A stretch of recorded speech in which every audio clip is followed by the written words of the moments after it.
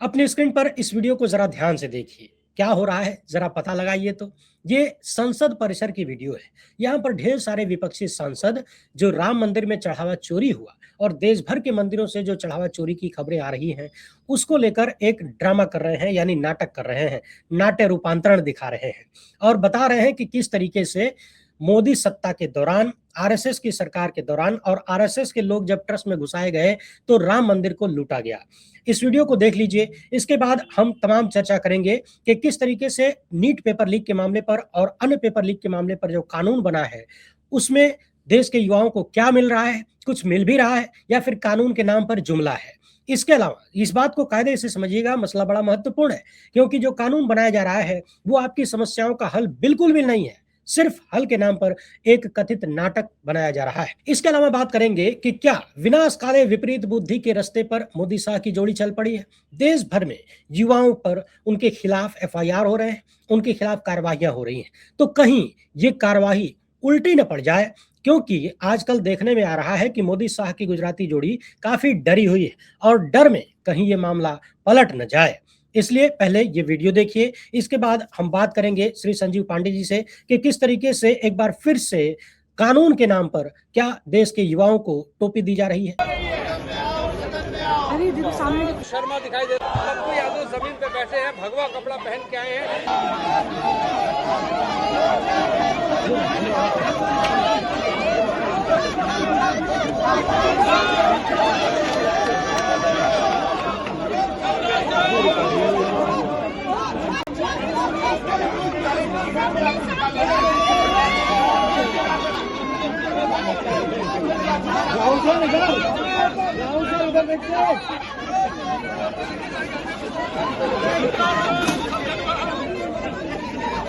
फांसी पे लटकाओ, फांसी पे लटकाओ, फांसी पे लटकाओ।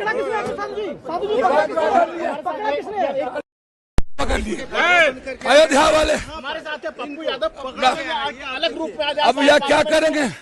राहुल गांधी जी का चोरी दे रहे थे दान, हमको लगा कि सब चोरी कर ली। धन का गबन करके ये भाजपा वाले सर क्या उपाय है? भाग रहे हैं। उपाय क्या है? भगवान के साथ गद्दारी, पकड़ लिए हैं, भगवान के साथ चोरी, क्या रास्ता? उपाय क्या? यहाँ पर कई सांसद पैसा दे रहे हैं, सब रख लिए, सब चोरी कर लिए। भाग रहे थे। राहुल गांधी जी हम लोग खाने नहीं देंगे, पैसा दे रहे थे अयोध्या में, सजा मिलेगी। सारे सांसद अयोध्याई धर लिए, धर लिया धर लिया भैया, धर लिया।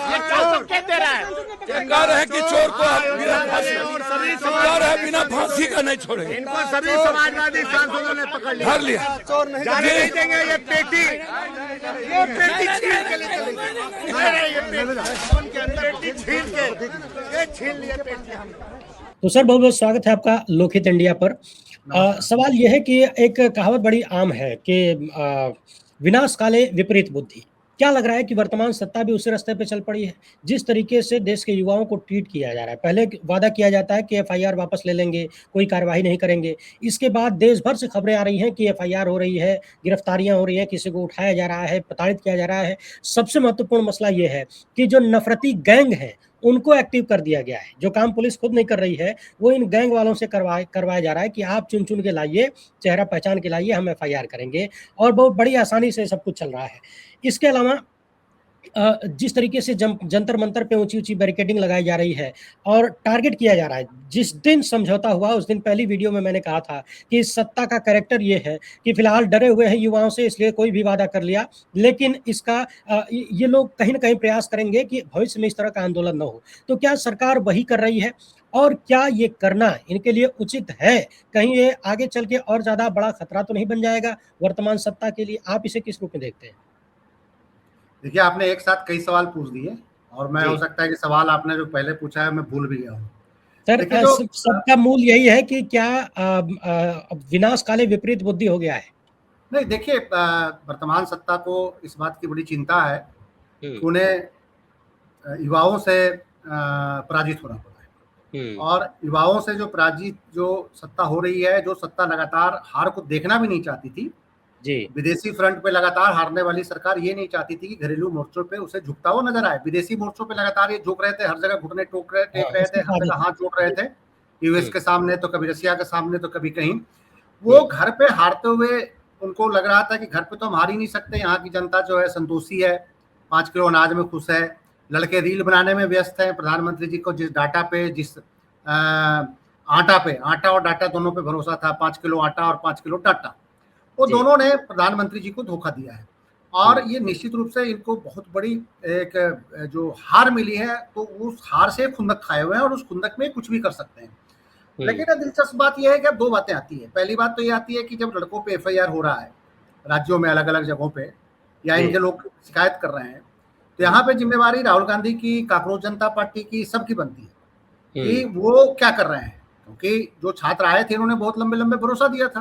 जी, कांग्रेस जनता पार्टी ने भी बहुत बड़ा भरोसा दिया था। उन्होंने तो हुँ। कहा था कि नड्डा साहब से हमारी ये बात हुई है, ये बात हुई है, कोई मुकदमा नहीं दायर होगा और ये सारा हुँ, कुछ हो रहा तो है अब। सोनम जी ने भी कहा था। हुँ, हाँ, सारों ने कहा हुँ, था, अब ये हो हुँ, रहा है पहली बात तो। हुँ, और ये जो हो रहा है, तो ये इसलिए किया जा रहा है कि भविष्य में छात्र जो हैं, वो किसी भी आंदोलन में शरीक ना हो।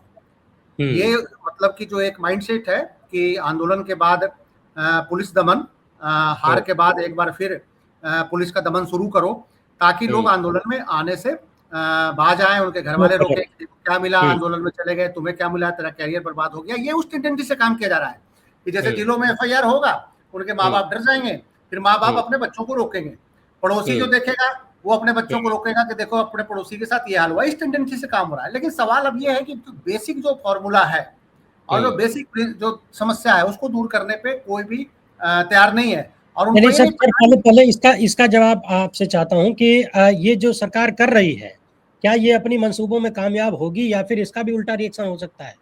बिल्कुल मंसूबों में कामयाब नहीं होगी। दुनिया की हिस्ट्री उठा लीजिए, जिनका पतन अगर किसी कारणवश हो रहा है, अगर उसमें उस पतन के कारण की जड़ में वो नहीं जाते हैं, ये हुँ, पूरा हिस्ट्री को आप उठा लीजिए कि अगर जो पतन हो रहा है, हुँ, जो स्टेट अगर फेल हो रहा है, स्टेट के खिलाफ असंतोष आ रहा है, तो हुँ, स्टेट असंतोष को दूर करने के मूल कारणों में जाने के बजाय असंतोष को दबाने की जिस भी स्टेट ने कोशिश करी है दुनिया के इतिहास में, उसका पतन होना तय हुआ है। हुँ, ये रशिया से लेके यूरोप से लेके तमाम देशों में ये सारी चीजें हुई हैं। दूसरा, लोकतंत्र का मतलब, लोकतंत्र का मतलब महज पार्लियामेंट्री इलेक्शन नहीं है। हुँ, पार्लियामेंट्री इलेक्शन के हमने वोट दे दिया, हमने सांसद चुन लिया, वो तीसरी हो गया, मोदी जी 140 करोड़ के नेता हो गए, बिल्कुल नहीं।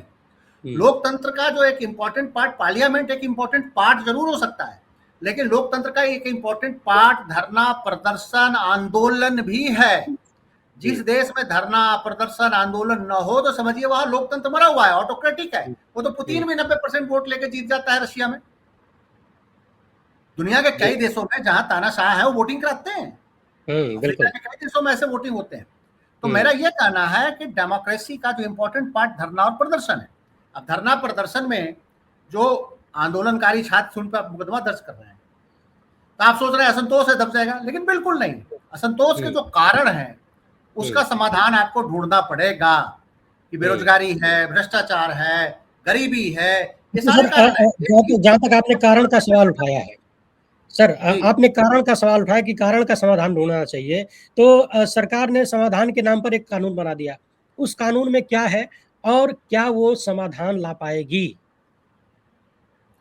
देखिए कानून तो तमाम लोगों चीजों पे बना हुआ है। हत्या पे भी हुँ, कानून है, हुँ, रेप पे भी कानून है। तो क्या रेप रुक गए? क्या हत्याएं रुक गई? हुँ, इसी ढंग से पेपर लीक पे भी जो कानून आया है, क्या पेपर लीक रुक जाएगा? एक अहम सवाल है। हुँ, सवाल ये है कि जो चीजें घटना घटने के बाद का इंतजाम किया जा रहा है, हुँ, घटना को रोकने से पहले का इंतजाम क्या है? पेपर लीक के बाद अगर कोई पेपर लीक करेगा तो उसका 1 करोड़ 10 करोड़ रुपया जुर्माना और मिनिमम मैं ज्यादा से ज्यादा 10 साल की सजा का प्रावधान किया गया है। हुँ, अब ये पेपर लीक के बाद है। अब वो पेपर लीक के बाद जो मेन एक्यूज होंगे वो जांच एजेंसियों को प्रभावित कर देंगे। हुँ। छोटे मोटे कुछ को उसमें भेड़ बकरी उसमें बना के जो अरेस्ट शिक्षा कर से लिया जाएगा। संबंधित जो अभी हुँ, हुआ है, जो नीट के जी, मामले में हुआ है कि बड़े लोग तो सारे बच गए, छोटे हुँ, छोटे जो पैडलर है वो पकड़े गए हैं। कुछ हुँ, प्रोफेसर पकड़ लिए, कोई कुछ पकड़ लिए। पैसा तो जी, बहुत जगह गया है। जैसे हत्या होती है, हत्या को रोकने का पहले जो एक लॉ एंड ऑर्डर का जो सिचुएशन होना चाहिए, कैसे समाज को सुधारना है, ये सारी स्थिति ना है, हत्या ना हो, रेप ना हो, उसके लिए जो एक प्रयास होना चाहिए, ये घटना ही ना घटे, वो प्रयास नीट वाले मामले में भी नजर नहीं आ रहा है, क्योंकि सिस्टम आपका इतना भ्रष्ट हो चुका है कि इस कानून बनाने से लीक नहीं रुकेगा, क्योंकि आपका बेसिक एजुकेशन सिस्टम ही भ्रष्ट हो चुका है। जब तक कोचिंग संस्थान आप बंद नहीं करेंगे, जब तक आपकी यूनिवर्सिटियों का एजुकेशन सिस्टम में सुधार नहीं होगा, जब तक आप प्रोफेसर को पैसे लेके भर्ती ना रोकेंगे, जब तक यूनिवर्सिटियां कमाई का अड्डा ना बने, यूनिवर्सिटियों का आपने कमाई का अड्डा बना दिया है, प्रोफेसरों में आप भर्ती कर रहे हैं पैसे लेके, कोचिंग संस्थान एक बहुत बड़ा इस देश में बिजनेस बन गया है जो पैसे देके पेपर लीक कराने की क्षमता रखते हैं, और आपका सिस्टम में वो भ्रष्ट लोग बैठे हुए हैं इंपॉर्टेंट पोस्टों पे जो पेपर उनको दे रहे हैं, तो पेपर लीक रोकेगा कैसे? ये तो लास्ट में क्या होगा कि पेपर लीक होगा, पेपर लीक होने के बाद जो बेचारे जो इधर उधर सर्कुलेट कर रहे होंगे पकड़े जाएंगे, जहां से पेपर लीक हुआ है कोई नहीं पकड़ा जाएगा। ये तो जांच एजेंसी पर डिपेंड करेगा ना कि किसको निकालना है। एक सवाल ये भी है सर कि पेपर लीक हुआ, पकड़ा नहीं गया, इसका मतलब ये तो नहीं कि पेपर लीक नहीं हुआ। बिल्कुल ऐसे आरोप यूपीएससी पे लग रहे हैं, पिछले साल भी लगे थे कि कुछ क्वेश्चन पेपर लीक हुए थे जी। ये तो लीक हो गया सो लीक हो गया, जो लीक नहीं हुआ नो पकड़ा गया, खत्म। और जो लीक हो गया, अगर वो लीक होने के मामले में कुछ बड़े लोगों को अगर बचा लेगा तो जांच एजेंसियां तो इन्हीं की है, तो पैसे देके बच जाएगा तो क्या हो जाएगा? न्यायालय तो वही फैसला देगा ना जो उसके सामने सबूत आए होंगे, सबूत से पहले जांच एजेंसी होती है। सर ये पॉइंट आपने बहुत महत्वपूर्ण कहा कि न्यायालय तो सबूतों के आधार पर फैसला देगा और सबूत आएंगे जांच से, जांच एजेंसियां इन्हीं के हाथों में है, और जांच एजेंसियों में काम करने वाले किस तरीके से लेन देन करके बैठ जाते हैं ये सबको पता है, सबको पता है जी। तो सर सवाल ये है कि क्या ये जो कानून बन गया है इससे युवाओं को संतुष्ट किया जा सकेगा? उनके सवालों का जवाब मिल गया? युवा तो नीट पेपर लीक एक बहाना है। युवाओं में एक फ्रस्ट्रेशन है कि जो शिक्षा ले रहे हैं उनका उपयोग क्या है, इतनी जो महंगी शिक्षा वो ले रहे हैं उसके लिए जो उनके माँ बाप एजुकेशन लोन ले रहे हैं वो कैसे वापस करेंगे? कोचिंग संस्थानों में जो लाखों रुपया वो दे रहे हैं उसके बावजूद उनको नौकरियां नहीं मिल रही है, उसका क्या होगा? शिक्षण संस्थानों में जो पढ़ाई का जो आपका सिस्टम है 5 क्वेश्चन आंसर और 60% नंबर तक का रह गया है। शिक्षा के बाद रोजगार एक बेसिक समस्या है इस देश के अंदर जी, उस पर न सत्ता पक्ष बात कर रहा है, न उस पर विपक्ष के बात कर रहा है। राहुल गांधी भी उस पर बात नहीं कर रहे हैं, कांग्रेस जनता पार्टी भी उस पर बात नहीं कर रही है। इस देश के अंदर जो शिक्षा का जो मॉडल है उस मॉडल से, एजुकेशन सिस्टम में के मॉडल से कितने लोगों को नौकरियां मिलेगी, कितने लोगों को रोजगार मिलेगा, कितनों को सरकारी रोजगार मिलेगा, कितनों को प्राइवेट रोजगार मिलेगा, लड़के बेरोजगार नहीं रहे। अमेरिका यूरोप में सारे तो सरकारी नौकरी नहीं करते, लेकिन एक अच्छा हेल्दी जीवन वो बेहतर सैलरी से। एक सवाल सर ये भी है कि क्या शिक्षा का उद्देश्य केवल रोजगार पाना ही होना चाहिए या फिर एक बेहतरीन इंसान और नागरिक बनाना भी होना चाहिए? देखिए, शिक्षा पाने में बेहतरीन इंसान और नागरिक तो सारा देश बन रहा है। आप सिर्फ डायरेक्टिव प्रिंसिपल ऑफ स्टेट की बात करते हैं कि राज्य को, नागरिक को कैसा होना चाहिए, नागरिक का कर्तव्य क्या है, राज्य का कर्तव्य क्या है, राज्य की जिम्मेवारी क्या है, राज्य की जवाबदेही क्या है। जब उस पर बात होने लगती है तो कहते हैं देशद्रोही है। हर आदमी जब पैदा होता है तो उसकी इच्छा होती है कि अच्छा शिक्षा ले, एक बेहतर नागरिक बने, लेकिन वो जब सिस्टम में घुसता है, एडमिशन से लेके तमाम चीजों को झेलता है, तो फिर वो अच्छा नागरिक नहीं रहता। जो लड़का 5 बार पेपर लीक का शिकार होगा उससे आप कैसे उम्मीद करेंगे कि वो बहुत अच्छा नागरिक बने? तो आप सिर्फ नागरिकों से जिम्मेवारी, जैसे मोहन भागवत जी कहते हैं कि माँ बाप जो है बेटे को संस्कार नहीं सिखा रहे हैं। अरे वो माँ बाप पैदा भी कर रहा है, पढ़ा भी रहा है, वो स्कूल में भी भेज रहा है, कॉलेज तक लोन लेके पढ़ा रहा है, लेकिन बाद में नौकरी नहीं मिल रहा है क्योंकि पेपर लीक हो जा रहा है, क्योंकि देश में कुछ संपत्तियों का संकेंद्रीकरण हो रहा है। उस पर तो मोहन भागवत जी ने जो स्टेट की जो जिम्मेवारी है उस पर तो एक बात ही नहीं करी जी। कुल मिलाकर आप ये कहना चाहते हैं कि बीजेपी आरएसएस का एक फार्मूला बन गया है कि सारी जिम्मेदारी जनता की है, हमको खाली जनता के टैक्स पे आनंद लेना है। बिल्कुल, जनता टैक्स दे, ये बड़ी बड़ी गाड़ियों पे घूमे, जनता कुछ मांगे नहीं, 5 किलो अनाज पे खुश रहे, जनता पढ़ाई ना करे, कारपोरेट को सस्ता लेबर मिले। ये सारी जिम्मेवारी कि देश का विकास आपके बिना कैसे होगा, जनता जिम्मेवार बने, लेकिन सरकार क्या है इस पे बात ही नहीं करते। बिल्कुल, जिम्मेदारी और जवाबदेही से ये सरकार लगातार भागती हुई नजर आती है। अगला सवाल ये है सर कि पिछले दिनों संसद में वंदे मातरम को लेकर एक दंडात्मक कानून बना कि उसका अपमान नहीं करना है, दूसरा पेपर लीक को लेकर। इन दोनों मामलों पर अगर हम पिछले कुछ सालों का इतिहास देखें तो गुजराती जोड़ी किसी भी रूप में पीछे होती हुई नहीं दिख सकती थी। यानी ये बहुत बड़ा हीरोइज्म का एक मुद्दा बन सकता था, लेकिन ये लोग सदन से गायब रहे। आपको क्या लगता है कि क्या 12.5 साल में आपने ऐसा सीन देखा कि वंदे मातरम पर कितनी हवाबाजी की जा सकती थी, कितनी रील बना सकते थे इनके भक्त, लेकिन ये लोग बाहर रहे, अपने छोटे मंत्रियों को पकड़ा दिया कि आप करिए। तो मोदी साहब इस तरीके से सदन से दूर हो रहे हैं, इसके पीछे क्या कारण देखते हैं आप? क्या राहुल गांधी ने ऐसा माहौल बना दिया है सवालों का? सदन की अगर वर्किंग की आप बात करेंगे ना, जी। तो नेहरू इरा से लेके आज तक कंपेयर कीजिए, अब सदन की वर्किंग ही कहाँ रह गई है। सदन कितने दिन तक चल रहा है आप देखिए। जब फर्स्ट लोकसभा का जो कार्यकाल था उस समय सदन कितने दिन, साल भर में कितने दिन चलता था, आप उठा के देख लीजिए। अब साल में कितने दिन चलता है? मुश्किल से 60 दिन, 55 दिन, 50 दिन चलता है।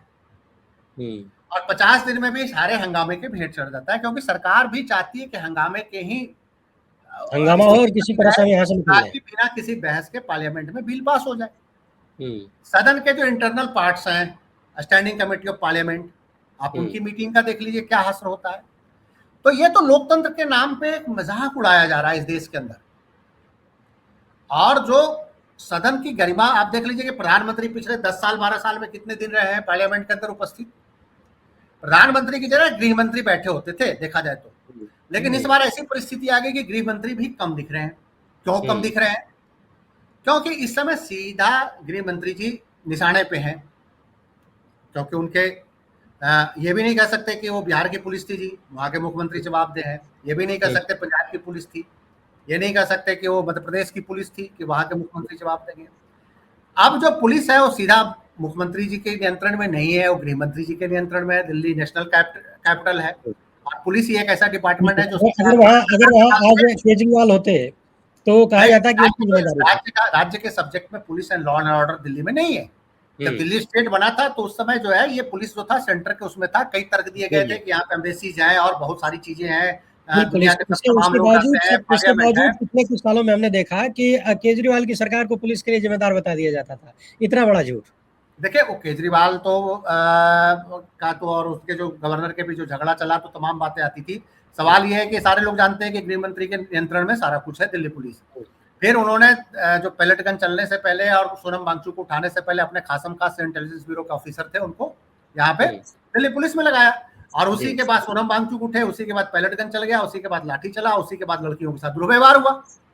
अब इनको बताते नहीं बन रहा है। 3 दिन के बाद एक नया इन्होंने कुछ नैरेटिव करने की कोशिश करी है कि पुलिस वालों की पिटाई हुई है, पुलिस वालों के बच्चे आए कि हमारे माँ बाप पीटे गए। अरे भैया आपके माँ बाप नौकरी कर रहे हैं, आपके माँ बाप को सैलरी दी जा रही है, बिल्कुल उसी का पुलिस में। अगर पिटने से इतना डर है तो आप ये नैरेटिव क्यों बना रहे हैं? हमारे देश के जो फौजी होते हैं, शहीद होते हैं, कभी उनके बच्चों को रोते हुए देखा है? कभी भी किसी शहीद के बच्चे को रोते हुए देखा है? वो गर्व करता है कि मेरा बाप शहीद हुआ। वो गर्व नहीं कर रहे हैं, आके रोना रो रहे हैं कि मेरे फादर को पीट दिया। आप कहिए कि हमारे फादर ड्यूटी पे बहुत बेहतरीन तरीके से ड्यूटी निभा रहे थे और हमें गर्व है कि मेरे पिताजी बहुत अच्छा ड्यूटी कर रहे थे, उनको चोट लगी। वो तो ऐसे रो रहे हैं कि जैसे वो विक्टिम हो गए। तो विक्टिम बनना है तो नौकरी ना करो भाई। इस देश में जो पुलिस में नौकरी करने के लिए लोग कितना मतलब कि क्या क्या परेशानियां झेलते हैं, क्या क्या मशक्कत करते हैं, सारों को पता है। तो मेरा ये कहना है कि ये नैरेटिव बनाया जा रहा है, फिर इनके समर्थक नैरेटिव बनाए जा रहे हैं। तो अलग अलग नैरेटिव बनाने से देश, देखिए नैरेटिव देश, ऐसे नैरेटिव से देश नहीं चल सकता, आपको जड़ में जाना होगा। ये नैरेटिव बनाएंगे 20 दिन 25 दिन बाद फिर कोई आंदोलन खड़ा हो जाएगा। तो आपको लगता है कि ये जो पूरा प्रयास और खासकर जिस तरीके से सदन से ये लोग गायब हैं, इन्हें इतना डर हो गया है सवालों के जवाब, सवाल को सुनकर जवाब है नहीं देने के लिए, और जवाब जितना देंगे उतना फंस जाएंगे? राहुल गांधी को क्रेडिट इस बात का ही जाता है कि पहली बार उन्होंने गृह मंत्री को डिफेंसिव कर दिया है, प्रेस कॉन्फ्रेंस बहुत ऑफेंसिव किया है। देखिए अहम सवाल यही आ रहा है कि क्या मंत्रियों के इस्तीफे से बात बन जाएगी? धर्मेंद्र प्रधान के इस्तीफे से बात बन जाएगी? अब उनकी जगह जो आए हैं वो क्या करेंगे वो तो सबको पता है। तमाम आरोप शुरू हो गए। गृह मंत्री जी जिस मॉडल पे चल रहे हैं, हम इसके लिए अमित शाह को अकेला जिम्मेवार नहीं मानते। हम इसके लिए पूरा इकोसिस्टम को जिम्मेदार मानते हैं कि जब प्रकाश सिंह के मामले में, प्रकाश सिंह वर्सेस जो एक केस था जिसमें सुप्रीम कोर्ट ने पुलिस रिफॉर्म पे बड़े जजमेंट्स दिए कि पुलिस को कैसे होना चाहिए, डीजीपी का अपॉइंटमेंट, एसएसपी का अपॉइंटमेंट, कितना मिनिमम साल होना चाहिए। पुलिस रिफॉर्म पे एक बहुत शानदार जजमेंट सुप्रीम कोर्ट का था, उसका पालन कोई सरकार नहीं कर रही है। अब सवाल ये है कि यही रवैया, देखिए हम इस मामले में बड़ा निष्पक्ष है, हम तो रामदेव के ऊपर भी लाठीचार्ज किए जाने के बहुत ही विरोधी थे।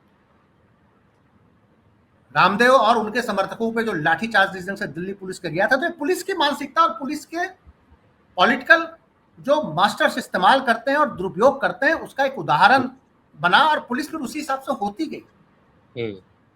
अमित शाह ने आज पैलेट गन चलाया, अमित शाह का पैलेट गन चलाना तो बहुत ही एक्सट्रीम था, लेकिन जब रामदेव के लोग रात में प्रदर्शन कर रहे थे और सो रहे थे, उस समय पी चिदम्बरम ने किस हिसाब से लाठी चलवाया था उनके समर्थकों पे, और उसमें भी 2-3 प्रदर्शनकारी मर गए थे, एक महिला मरी थी, मुझे याद है। कांग्रेस ने भी पुलिस के जो सुधार पे, पुलिस के रिफॉर्म्स पे, पुलिस के नागरिक कल्चर पे एक बहुत बेहतरीन काम नहीं किया। पुलिस को भ्रष्ट बनाया, पुलिस को क्रिमिनल बनाया, पुलिस को आतताई बनाया इन्होंने, पॉलिटिकल मास्टर्स ने। और आप छोड़िए, स्टेटों की बात कर लीजिए, स्टेटों में जहां विपक्षियों की सरकार है, आप चले जाइए पंजाब में, तेलंगाना में, पुलिस के रवैयों में कोई खास परिवर्तन छात्रों को लेकर, पूरे देश की पुलिस का कैरेक्टर ही एक अजीब तरीके का बना दिया गया है, जन विरोधी बनता जा रहा है। कह रहा हूं कि धर्मेंद्र प्रधान जैसे के इस्तीफे से कुछ नहीं होना, वैसे अमित शाह के इस्तीफे से भी कुछ नहीं होगा। राज्यों के गृह मंत्रियों का रवैया ऐसा ही होता है, पुलिस को ऐसे ही वो पुलिस का इस्तेमाल करते हैं विरोधियों को लेकर, बस होता है कि कैरेक्टर बदल जाता है, पुलिस वही होती है। लेकिन सर इसका मतलब ये तो नहीं है कि जवाबदेही मांगना बंद कर दिया जाए। नहीं, एकदम मांगिए, एकदम मांगिए, लेकिन बात उस पर कीजिए कि पुलिस रिफॉर्म के लिए अब क्या करना होगा। क्या अमित शाह के बात सिर्फ इस्तीफे तक नहीं होनी चाहिए, बात उसके आगे निकल के आगे होनी चाहिए। अमित शाह के इस्तीफे के साथ साथ पुलिस का एक प्रोटोकॉल क्या है, इंटेलिजेंस एजेंसियों का एक प्रोटोकॉल क्या है, पायलट गन का एक प्रोटोकॉल क्या है। क्या पायलट गन बीजेपी ने इस्तेमाल किया, लेकिन उससे पहले क्या जम्मू कश्मीर के अंदर पुलिस की एट्रोसिटी नहीं थी? राष्ट्रपति शासन कांग्रेस के राज में भी रहा है, ऐसा तो नहीं है। तो मेरा यह कहना है, मणिपुर में जो पुलिस के साथ जो पुलिस जो कर रही है, तो ये आज नॉर्थ ईस्ट में नहीं हो रहा है, पहले भी ऐसा होता रहा है। तो मेरा यह कहना है कि ओवरऑल बंदे बदल जाते हैं। चिदम्बरम और अमित शाह के अगर वर्किंग में अगर आप देखेंगे तो बहुत अंतर नहीं है। चिदम्बरम भी अडानी अंबानी के लिए बहुत काम किए। और आप दूसरा छोड़िए, छत्तीसगढ़ में जब कांग्रेस की सरकार थी, तो जब अडानी और उनके जो सहयोगियों को जब वहां काम मिल रहा था, उस समय पुलिस का, स्टेट पुलिस का रोल देख लीजिए, वहां तो कांग्रेस की सरकार थी। तो मेरा यह कहना है कि पुलिस का ओवरऑल रिफॉर्म, जो प्रकाश सिंह के मामले में जो सुप्रीम कोर्ट का जजमेंट आया, और तो और देखिए पुलिस कितनी बेलगाम है। एक बात बताइए, क्या एक दिन में बेलगाम हो गई? तमाम फैसले आए हैं कि पुलिस को लाठीचार्ज कैसे करें। रामदेव के मसले पे भी सुप्रीम कोर्ट में मसला क्या था, सुप्रीम कोर्ट ने कुछ गाइडलाइंस तय किए थे, और भी कई जगह पे सुप्रीम कोर्ट ने गाइडलाइंस तय किए हैं। क्या उस गाइडलाइन को कोई पॉलिटिकल मास्टर्स या पुलिस मानती है? क्या पुलिस के ऑफिसर वो गाइडलाइंस को पढ़ते हैं? और क्या आप मानिए कि नेता जो है उस गाइडलाइंस को पढ़ते हैं? क्या कोई पढ़ा हुआ नेता है? नेता तो सिंपल मुंह से ऑर्डर करता है कि गोली चला दो।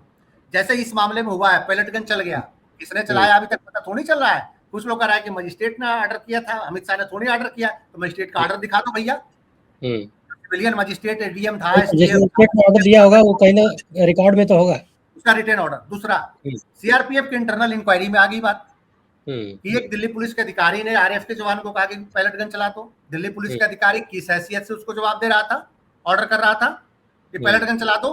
वो तो उसका माथा था ही नहीं, उसका कमांडेंट कहाँ थे उस समय। फिर उसके बाद पुलिस सीआरपीएफ के अधिकारियों ने माना कि जो एक जो उसका स्टैंडर्ड जो एक प्रोटोकॉल है उसका पालन नहीं किया गया। अब दोनों सब एक दूसरे पे थोप रहे हैं, क्योंकि कोई भी फंस सकता है।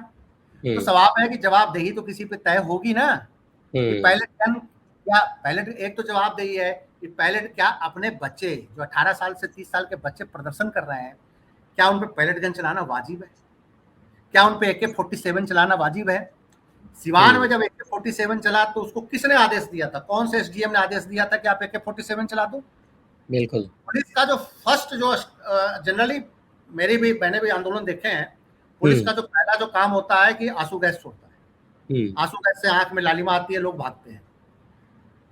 जब पुलिस उसके बाद भी भीड़ नहीं बांधती है, तब लाठी चार्ज करती है। एक स्टैंड हटके उनको पता है कि अपने बच्चे हैं, अपने देश के नागरिक हैं। जी, बिल्कुल यही बात सीएपीएफ के आरएफ के किसी बड़े अधिकारी ने भी किसी मीटिंग में कहा कि जो हमारी ट्रेनिंग है उस अनुसार जवानों ने नहीं किया है, ये गलत किया है। पुलिस पैलेट गन और गोली बहुत ही अंतिम परिस्थिति में चलाती है, जब लगता है कि भीड़ इतनी हिंसक हो गई है कि वो भीड़ जब इतनी हिंसक हो जाती है कि वो पार्लियामेंट के अंदर घुस के किसी सांसद के जान माल के नुकसान करती, ऐसी स्थिति तो थी नहीं। सेकंड ये है, नेपाल की तरह भी स्थिति नहीं लग रही थी, बांग्लादेश की तरह भी स्थिति नहीं लग रही थी। समझ रहे ना मेरी बात को? तो फिर इसकी जिम्मेवारी कौन फिक्स करेगा?